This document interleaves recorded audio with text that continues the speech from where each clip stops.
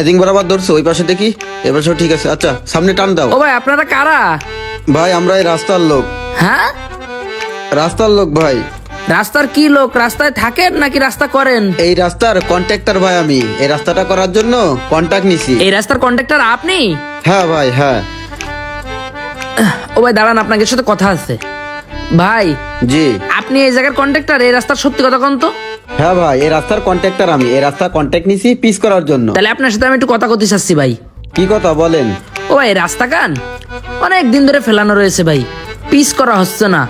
এই যে উসমানপুর গ্রাম, ইনেতপুর গ্রাম, সালতা গ্রাম, আমাকে যশোর সদরের ভিতরে এই পুরো রাস্তাটাই পড়ে রয়েছে। সমস্যাটা কি ভাই কোন তো একটু? ভাই সমস্যাটা কি, এই রাস্তাটা পাস হয়েছে আরো 15 বছর আগে, আর তখন ইটের দাম ছিল 15,000 টাকা। আর যখন রাস্তার কাজ শুরু করেছি তখন ইটের গাড়ির দাম হয়েছে 22,000 টাকা। আমারে যেই বাজেটের ভিতরে দিয়েছে, এই খোয়া ঢালাইয়ের কাজ করতে করতে বাজেটের টাকা শেষ হয়ে গেছে। এখন পিচ ঢালাইয়ের বাজেট হলে পিচ ঢালাইয়ের কাজ করা হবে।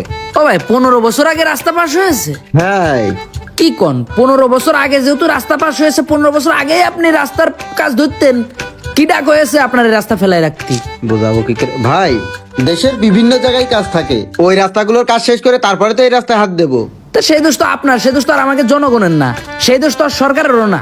আপনি 10 জায়গায় 10টা ঠিকাদারি কাজ বাজায় নিয়ে বসে থাকবেন, পরে এই রাস্তা করার জন্য দেরি করবেন, তারপরে কবেন যে জিনিসপত্রের দাম বেড়ে গেছে তার জন্য আপনার কাজ আটকে রয়েছে। আপনি মানুষ এক কান ঠিকাদারি কাজ করবেন এক পাশে, তা না 10 জায়গায় কাজ নিয়ে বসে থাকবেন। শেষে 10 জায়গার কাজ করে আস্তে আস্তে দেরি হয়ে যাবে, পরে এই রাস্তার বাজেট বাড়াই দেবেন, সরকারের অজুহাত দেবেন। কেন? এর দায়ভার তো সরকার না, আর আমরা জনগণও না। এই রাস্তাটা ভাই আজ থেকে 7 বছর আগে খুঁজে এরকম খোয়া লাগাই থুয়ে দিছে। আমি তখন ক্লাস 10-এ পড়তাম, আমি তখন হাই স্কুলে যেতাম আর ভাবতাম, আহা আমরা কত গ্রাম দিয়ে কাদা পানির ভিতর চলাফেরা করেছি, আর আজকে এই রাস্তা পিস হবে। আমাদের জ্বালায় বাঁচতাম না ভাই। আল্লাহ তাছে পিস হচ্ছে তা হচ্ছে। এখন আমার ছেলে ক্লাস 2-তে পড়ে, আর এখনো সেই রাস্তাটা পিস হইলো না। খালি মাপেন আর চলে যান। আসলে ভাই আপনাকে সিন্ডিকেট ব্যবসা কবে বাদ দেবেন? কবে আমাদের মতো সাধারণ জনগণের মুক্তি দেবেন? কোনদিনই কন্ট্রাক্টর সাহেব চেয়ারম্যানের কাছে গেলি কয় আপনার হাতে কাজ। আগে জানলি ভোট চেয়ারম্যানরে দিতাম না, আপনার দিতাম। আপনারা দিলে যদি রাস্তার কাজ দ্রুত হবে, তাহলে ভোট আপনার দেওয়া উচিত না? ভাই এসব রাস্তার কাজগুলো প্রসেসিং হয়ে আমাদের হাতে আসে, তারপরে আমরা রাস্তার কাজে হাত দিই। বাকি কাজটা প্রসেসিং এ আছে, আমাদের হাতে আসলে আমরা শুরু করব। ভাই একটা দুঃখের কথা কই, আমাদের যশোর সদরের ভিতরে আমাদের এই কয়টা গ্রাম, যশোর সদরের ভিতরে গ্রাম হয়ে আমাদের এই 3টে গ্রামে জন্ম থেকে মৃত্যু পর্যন্ত এখনো পর্যন্ত পিসির মুখ চোখে দেখতেছি না। তাহলে কোন জ্বালায় আমরা আছি? কারে কব? কর মতো তো কাউরে পাইনি। আপনি কন্ট্রাক্টর, আজকে না হয় আপনার একটু দেখা পাইছি, কাউরে পাইনি আর কর মতো যে ভাই এই রাস্তাটা কবে হবে এটা একটু জিজ্ঞেস করার জন্য। আগে তো মাটির রাস্তা ছিল, ভালো ছিল, এখন খোয়া বেলায় তুই এসে সাইকেলটা নিয়ে গেলি, ভালো সাইকেল নিয়ে আসলে ভাঙাড়ি হয়ে যায়। এই রাস্তাখান ঠিক থাকলি, এই যে এখন ধানের সময়, রাস্তা ভালো থাকলে আমরা সুন্দর মতো একটু ধান নিয়ে যাওয়া আসা করতে পারতাম, সেটাও এখন করতে পারতেছি না। এখন ভাই আপনাদের মতো যে কিছু দালাল আছে, এই, দালাল করছো কারে তুমি? যাই হোক ওই যে ঠিকানাদার, তারা করে কি বিভিন্ন জায়গায় মাটি কাটে, মাটি কাটে সেই মাটি ইচ্ছে মতো লোড দিয়ে ট্রাকে, লোড দিয়ে সেই ট্রাক টুকটুক করে রাস্তা দিয়ে ফেলাতি ফেলাতি চলে যাবে, পরে সেই কাদা রাস্তায় আইটে যাবে। এবার বৃষ্টি আসলে হাইরে কাদারে ভাই, বাচ্চা দিয়ে বুড়ো দিয়ে ধুলো দিয়ে সাইকেল আলা, ভ্যান আলা, রিক্সা আলা সব চিটপাটাং হয়ে পড়ে যাবে। তাহলে রাস্তায় খোয়া ফেলায় লাভ হয়েছে কি? দুঃখের কথা কার কাছে কব ভাই? কর মতো তো কারোর পাইনি।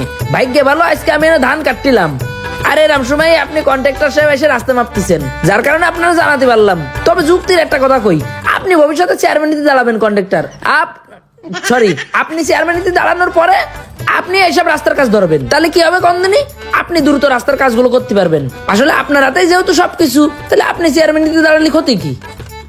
ভাই আপনার কথা কি শেষ হয়েছে? হয়েছে। আমাদের কাজ করতে দেন, আপনি আসতে পারেন।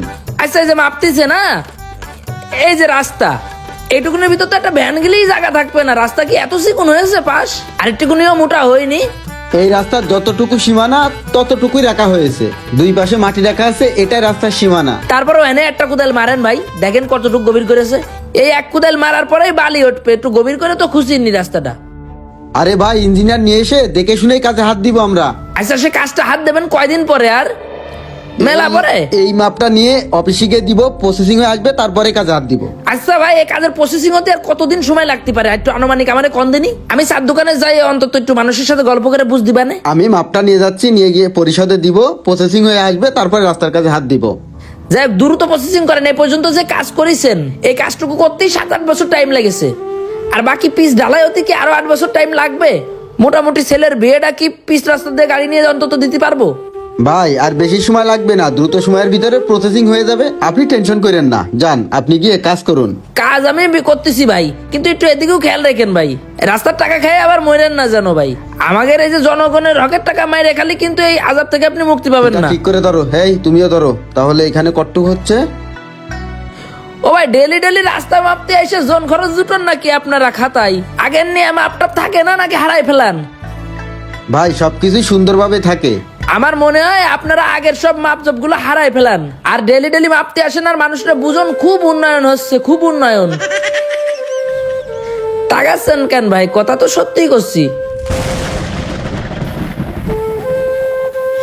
এভাবে দেশের বিভিন্ন গ্রাম অঞ্চলের রাস্তাঘাটের উন্নয়নের কাজ বন্ধ আছে, আর এই কাজগুলো বন্ধ থাকার কারণে জনগণের উপর মহলের প্রতি একটা খারাপ ইন্টেনশন তৈরি হচ্ছে, এবং অনেকদিন রাস্তাঘাটের উন্নয়নের কাজ পড়ে থাকার কারণে রাস্তার ক্ষতি দিন দিন বেড়েই চলতেছে। ভোগান্তির শিকার হচ্ছে জনগণ, এবং ব্যয় হচ্ছে অতিরিক্ত ও প্রচুর টাকা রাস্তা নির্মাণের কাজে। তাই ভিডিওটি শেয়ার করে তাদের নিকট পর্যন্ত পৌঁছায় দেন আপনারা, যাদের চোখের আড়ালে বছরকে বছর এসব রাস্তাঘাটের উন্নয়নের কাজ থেমে আছে।